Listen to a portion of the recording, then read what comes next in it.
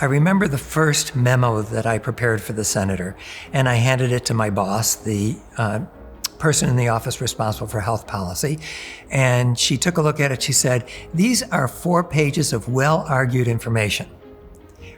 Write me a paragraph." I said, "Well, I've written you a number of paragraphs, but I don't know how I can bring this down to a singular statement." You know, one of your jobs as a junior health staffer is to develop questions for hearings. The LA that was supervising me on this hearing had given me the job of writing some questions for the members. So I said, okay.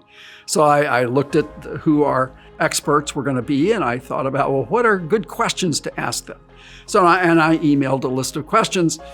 In 15 minutes, my Health LA walked in and said, "Rich, what are these questions?" I said, "Well, they're the questions that you wanted." She said, "Well, do you know the answers to these?" I said, "No." She said, "This is not a research project. This is a hearing. We are trying to build the case for the legislation we are going to propose."